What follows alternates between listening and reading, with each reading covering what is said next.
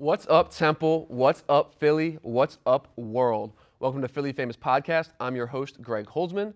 The show highlights Philly's most dynamic influencers in a variety of industry sectors, and we've published over 100 episodes with a number of Philly legends that have helped to shape this special city. You can learn more about the podcast and find all the episodes on our website at phillyfamouspodcast.com. My guest today is the co-founder and CEO of Rec Philly, which Forbes magazine called a We Work for Artists. By the time this episode airs, Rec Philly will have expanded from its North Philly headquarters and will have opened a 10,000 square foot flagship office at 9th and Market that will serve Philly's creative entrepreneurs in an unprecedented capacity. A Temple graduate, he's also the lead organizer behind Amplify Philly, which is an initiative that draws attention to Philly's music, tech, and startup communities on an international platform at South by Southwest in Austin. It's my pleasure to welcome on one of Philly's finest young entrepreneurs, Dave Silver, to Philly Famous Podcast.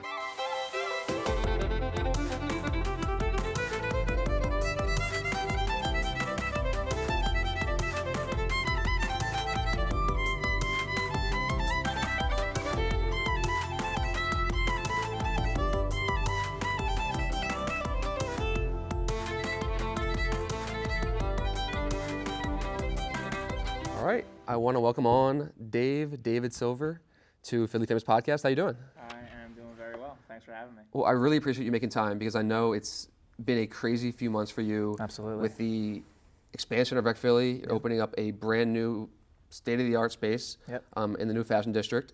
What's that whole process been like for you? Is it the first time you've undergone a construction project?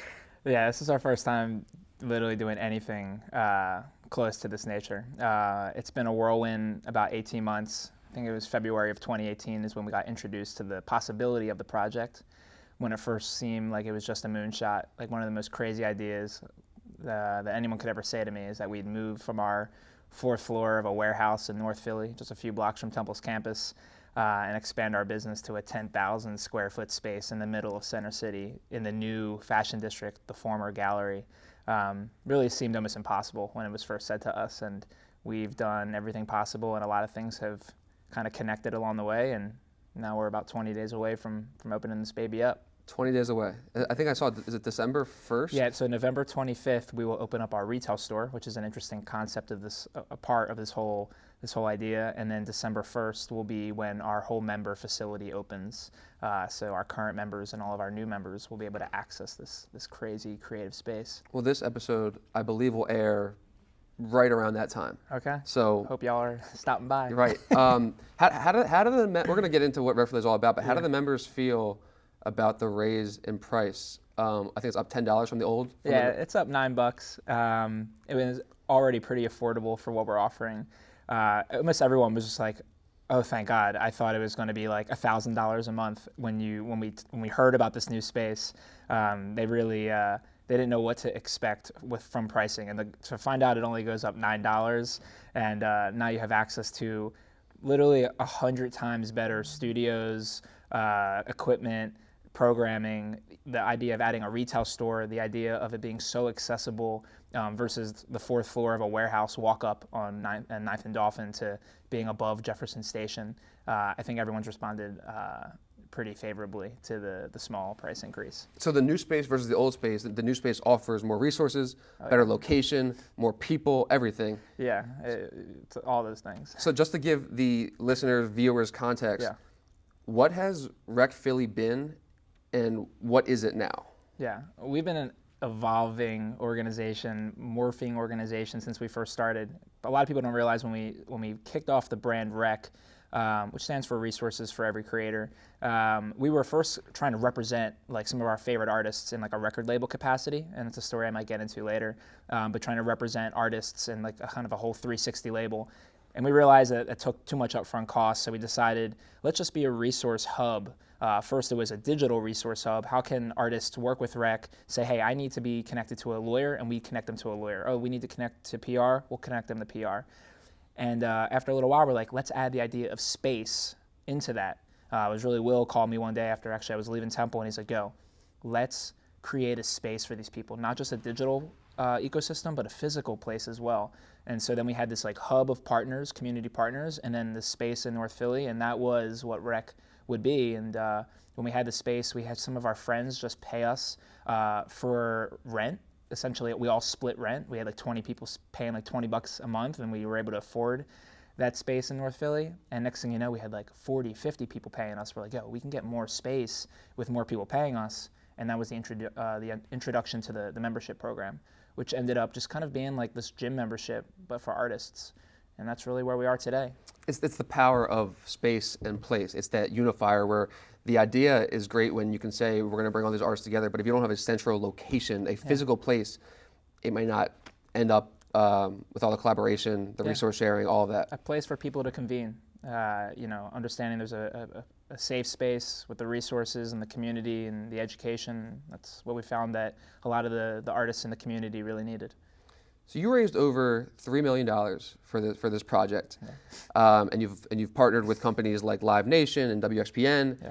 Can you give me an example of a pitch you made to investors? An example of a pitch. Like a model pitch, because I've never had to raise significant amounts of money. I'm sure this was your first time. Yeah. What was that experience like? Yeah, I mean it's again and again and again hearing the word no. We set out probably about 14, 15 months ago to raise the money, and for the first 6 to 7 months we raised $0. Couldn't get one person interested in taking our next meeting. And it was just the way we were presenting the opportunity. I had no experience in it, so I asked a few people who didn't even really understand what we were doing. They were just kind of people in my network who I knew raised money before, and they gave us some feedback and advice, and we went and used that advice, and it was the wrong advice. We were trying to raise money off of a business model that it didn't like kind of equate, and it's kind of really hard to explain unless I dive all the way in. Right. But once I found someone who was actually really interested, that was an accomplished investor, and I pitched to them, and they said, I love this idea, I want to be a part of this, but you're doing it all wrong. And I was like, all right, tell me what I'm doing wrong. Tell me what I can do right here. And he's like, if you just change this aspect of your business model and the way you're pitching to investors, I think a lot of people will be wanting to buy in. And essentially what we were doing is we were pitching the idea of just Philadelphia and the idea of investing in just Philadelphia, and the investors would get their money back right away. Like once we make some money, we'll dish it back out. And the thing we changed was getting investors to and partners to invest in Rec as a brand that will grow around the world, and being this hub for independent artists all around the country and all around the globe. And not just getting the money back right away, but as we bring in revenue, investing it in more and more spaces. And people really investing in the future of Rec and not just the next 2 years and Rec Philly. And once we changed that, we got our first investor, it just started kind of piling on from there. And that was when we really started picking up steam. What would the timeline be for expansion to other cities? Yeah, so we opened our doors, like I said, just about December 1st. If we can get past South by Southwest, which is in late March, kind of early April, with our head above water, with a clear runway with our business, and we all feel pretty good about where we're going, we're going to start raising our Series A rounds for about 10 to 12, maybe even $15 million, and look to expand to 3 cities within the next 6 to 10 months. That quickly, wow. Yeah. Well, wasn't the original goal of Rec Philly as a brand to rejuvenize the creative economy of Philly particularly? Absolutely. So does every city need that boost, or are there some cities booming with a creative economy? Which, again, could you describe what a creative economy really is? Yeah, a couple questions there. So we set out to kind of stimulate Philadelphia's creative economy in particular, which really means like the dollar is circulating from the artist to the venue to the small business, where that dollar is spent locally and stays locally. For the creative economy, it's with these creative entrepreneurs and these creative businesses, and that's really how these communities can start thriving. And sure, there are other communities that are thriving now, New York, LA, Nashville, but without a doubt, this is not just a Philadelphia problem. And as we started working with more artists in Philadelphia and we started connecting with business leaders and artists from around the country, we realized very quickly that it's not just a Philadelphia problem, that there's cities, specifically secondary, what they call like secondary music cities that are not like the top 5 cities with creative economies. And we could take this business model and replicate it and assist creative entrepreneurs and independent creatives all around the country, or the world. So once we realized that this can work in Philadelphia, we believe it can work in any other city that has like a similar creative climate, whether that's DC, Atlanta, Austin, Texas. Like those are the 3 cities that we're kind of targeting. And we know there's a lot more cities that need what we have. Well, I've heard you say a lot that what Rec Philly can do for you is can help you capture, as an artist, you can capture value in your creative work that can then contribute to the overall creative economy. How do you do that? How do you help them capture value in their art? Well, first and foremost, it's like, how do you just make money doing what you love? And that's like what we're all about, just doing more of what you love and then monetizing that. And we're in a day and age where doesn't need to be a middleman of how, as an artist, I can connect to the consumer or someone who enjoys my art. I mean, the internet broke down so many barriers for people. So we just really try to teach this direct-to-consumer business mindset, which is I can create content wherever, and I can reach my people without having to go to a record label or have to go to someone in the middle. And that's really the biggest value we want to have is, do you understand what it is you create? Do you understand your value? And then do you understand how to monetize that value? And that's what we're all about. That's why we try to teach our creatives in our workshops and our panels and our orientations that we have, just how to make money doing what you love. In a sense, though, and I don't mean this in a negative way, you are the middleman as Rec Philly. Not necessarily. Because you're bringing the artists together. I mean, we just provide a platform. You come use the platform. Just like I wouldn't call a gym the middleman of getting healthy, right? The gym just provides a platform for you to have a structured way to get healthy. You don't have to come to us to go, like you don't have to come to me specifically to try to create your content. No, you sign up for a platform and there is literally no middleman. The middleman is maybe just the monthly fee to access our space, but there are no middlemen in what we're now creating. What is vertical integration? Because I've heard you and your partner Will talk about this a lot. Yeah, the way I see it is you can create what you're making. Like for us, the vertical integration in my mind is that in the back of our facility, you can, without any barriers, create your content, whatever that art content might be. And then for us, we have the retail store, which gives you the whole 360 platform to turn it around and sell it to the consumer. And that to me is what vertical integration is the ability to create the content and in the same place sell that content, which is what we're doing between our content factory at 9th and Market now and our retail store within the Fashion District, all being in the same place, and our members having access to all of that in one fall swoop. Oh, I see. So at first I thought the retail store was just selling like Rec Philly apparel. It's really for our members. But it's for the artists to sell their content. Yeah, Rec will have our own apparel. It'll be about 15% of the store. And then about 50 to 60% will be what our local creators are making. That's great. And then we'll have our community partners, Temple Alumni. Temple Alumni is actually one of our partners in the space. Just a quick little plug, all Temple students and alumni get 10% off their membership through a partnership we have. But also Temple Alumni now can sell some of their stuff in our store as well. There's a Rec Philly app in the works I've heard about, but I've heard you talk about this in like 2018, I think, maybe 2017. Yeah. How's that development going? Our app is complete. Is it? Yeah, it will roll out December 1st with our space. And what does that do? And it's for our members to utilize the space. It's essentially, once you sign up for membership, you download the app, you create your profile, you get your credits. That's how you use the studios, and you book the rooms, the private studios, with the app using your credits. You can RSVP for all the events at Rec as a member through the app. You can search which members are design members in the program, and you can find the person you're looking for and communicate with them directly all through the app. And that also flows with your brand of not just being music and art, but tech, creation. Yeah. So you're kind of walking the walk, not just talking the talk. Absolutely. We were able to work with one of our partners, Ep9 World, a local dev shop here who developed our app from scratch. And that's kind of still right now, it's like our MVP solution. Still in startup mode. We weren't able to build the most incredible app to hit the market, but we have something that will work, that will get the space open, and then we're going to continue building on it as we scale our company. Switching gears a little bit, I've had the pleasure of interviewing your co-founder, Will Toms. My guy. It was probably close to a year ago, maybe a little more. Yeah. Great guy, He's super a good smart. guy. How do you and Will distinguish between roles and responsibilities, and how do you share the faces of Rec Philly? Yeah.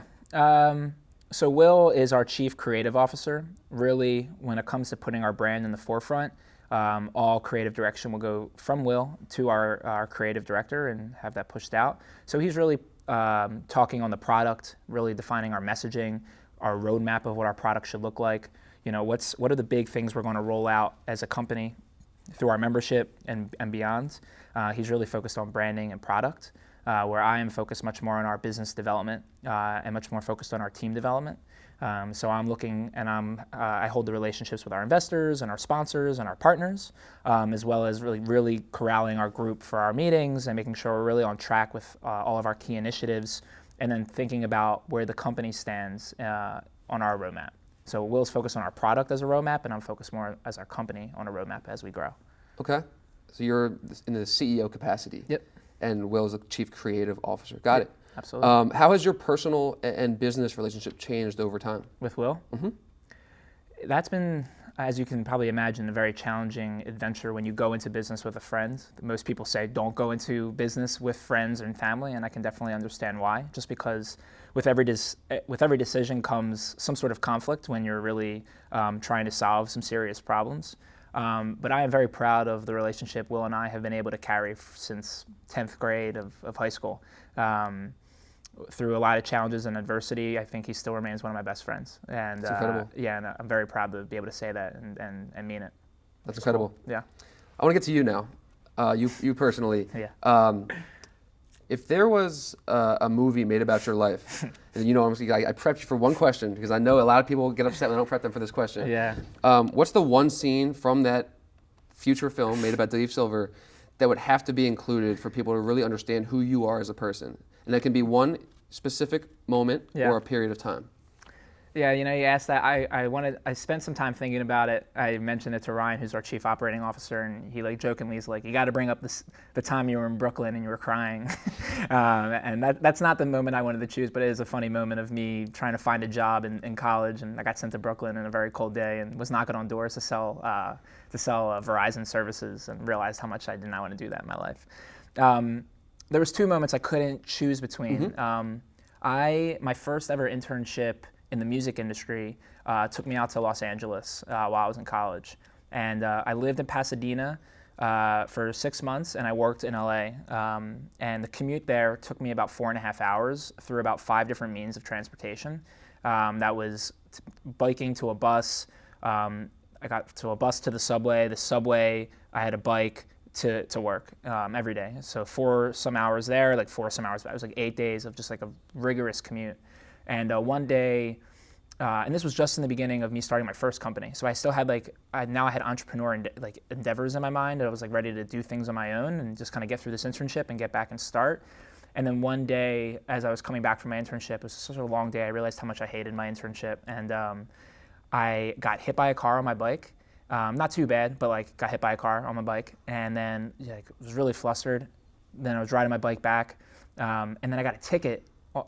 About 25 minutes later, I got a ticket from a cop for riding my bike in the wrong lane. And it was just in the middle of a 4-hour commute back. I think it was even raining in LA that day. It was all signs pointed I should probably quit. And I remember I had, I forget which album it was from Mac Miller, but I was riding my bike, kind of banged up, had this ticket, really frustrated, and realized if I'm gonna get through today, I remember looking at this specific palm tree as I'm riding my bike, and I'm if I'm gonna get through today, I'm gonna be able to get through any challenges I have in my life. And people have way worse days, way more tragic things happen, but I just remember that day being, I will overcome. And I reflect on that day when I have big challenges. I'm hey, at least I'm here in Philly, and I didn't get hit by a car and got a ticket. How old were you then? I was probably right around 21. It was right around when I started my first company, Broad Street Music Group, and it was out in LA. Yeah. So that's why you dissuade kids from going to LA, staying in Philly? Yeah, stay in Philly. So that was that, and then the most fundamental day I think for our company was when we launched that record label concept. We did it through a Kickstarter, and we went out to raise $50,000, and that was what we were going to use to fund this Kickstarter, fund this record label. And we all knew if we weren't going to raise the money, we were not going to do the record label because we knew how much money it would cost. We ended up actually investing all the money we had, $8,000, into the Kickstarter, and we were off and running for our Kickstarter. We were the number one trending campaign on Kickstarter when we did it. It was amazing. We raised $25,000 in the first week. Wow. Things were really looking up, and then we hit a bad kind of plateau, and we couldn't get over the hump to raise the rest. And we ended up getting to 30-some thousand, I believe. And I remember that we didn't get it, and I remember I had to come into our office with my full team of interns and my staff, and I think everyone was ready for me to just say like, hey, like we didn't get it, and like we're done. We used all of our money, and there's no more company. It was our biggest failure to date. It was a devastating blow because I was coaching everyone up so much to get to that moment. And I remember I walked in and like I wasn't even sure what I was going to say because I had no plan. But I got to our table in our co-working space. This is probably 2014 or so. And I'm like, this is going to be the start of our new venture, of our new journey. We're not, other than learning our lessons, we will not talk about this failure, other than what we've learned from it. And we are going to continue on and do what we've set out to do, which has always been to provide a platform for creatives to do more of what they love. And that's been since day one, from my best friend throwing a show in my basement, to that day, and to what we're now building. But I remember like I had a very easy opportunity to get out of this. I could have just been, hey, we have no money, we failed, we're done. And I knew that everyone in that room, including myself, we wanted to do something great, and we were on to something really special. And that's like the day that I'll never forget, because it was really the start of what is Rec today, was from that moment. You didn't necessarily pivot, you more so just kind of pushed through. We just pushed through. And we did pivot because we weren't going to do the record label anymore. But we took that Rec concept of connecting these service providers. That's what the record label is all about. It was this community record label. And we just pushed all the way through and figured out what's the best thing that we now can offer with the resources that we have. Did you ever have an apprenticeship in either business or creative management, or did you learn this all on the fly and all doing on the cuff? Off the cuff, I should say. Yeah. Well, shout out to my guy Ed Dress and my work at NBC when I was, I forget when it was. I think I was just ending high school. But I never really had any kind of apprenticeship in this role. I had a ton of internships, and it was usually me being a brand ambassador for like drink companies, energy shots, Verizon. I was always like promoting something. You find me in college, I was always hustling like, yo, try this drink, yo, try this. And that's what I used to throw my first shows because I was able to give out so much free stuff because I had so much free stuff from all my internships. But never did I do anything like this. And I think I'm better off that I haven't. I think I'm better off that I have very little experience in any of this because I come with no rules. Everything we're doing, there's no rule book that I'm following, and we're really creating our own rules. And I think that gives everyone the creative freedom to do what we think is best for the artist, best for the business, best for the staff. And I'm not trying to follow guidelines that people have written for me or things that I have preconceived notions of. We just go out and do it, what we think is best. And I think that's a mindset that's very unique to our age group. Yeah. A lot of older people may view that as irresponsible or undisciplined. Oh yeah. And for some reason, maybe we're dumb and we haven't learned yet, but we view that as opportunity. Yeah. And creation. Yeah. But you did mention your Temple basement parties. So Hell at Temple, yeah. and I know you talked about this a lot, so you started throwing concerts in your basement, Yeah. and it led to the epiphany that that Philly needed to be unified, a collective resource sharing hub. Yeah. That's the idea of where Rec came from. Did you end that venture with a profit or a debt? Which venture? The basements, the concerts in your basement. Oh yeah, no debt. We had money in the bank. We threw so many shows. We were throwing shows Monday, Tuesday, Wednesday, Thursday, sometimes Friday, every week while I was still in school until I graduated. And we made maybe like $40 to $100 per show, but we weren't losing money on those shows. So we were able to kind of stack up our small funds over the course of dozens and dozens of shows, which is essentially what we lost in the Kickstarter campaign. Right. So we never went into debt for anything that we were doing. What were those shows like? What were the shows like? Super underground and super eclectic. Our show, we would start off with a cellist, we'd move to a singer-songwriter on a keyboard, then like a crazy hip-hop artist, and we might finish it with a metal band. Oh, wow. And for some reason, though, they all worked really well. There was never like a complaint or like I don't get it. It was like, oh, you're just showing Philadelphia off, and there are different music capacities and showing that we can all kind of work together. And I think what stood out amongst everything else was that our shows ran on time and the artists got paid, even if it was a few bucks. The artists got paid, it wasn't pay to play, and like I said, the shows start on time, which for me was super rare. That's why I did it in the first place, is because I could not find a show where I didn't have to pay to play, and where if I was told I was going to play at 9, I wasn't playing at 1 in the morning. And that, just throwing professional events really kind of stood out. All right, well, we have to wrap it up. Okay. Sorry, I came up on me fast. This happens often. Absolutely. Thank you so much for being on. Good luck with the new venture, and not the new venture, with the keep it on, but you've got the new space, which is going to be awesome. Thanks so much for doing this. I appreciate you having me.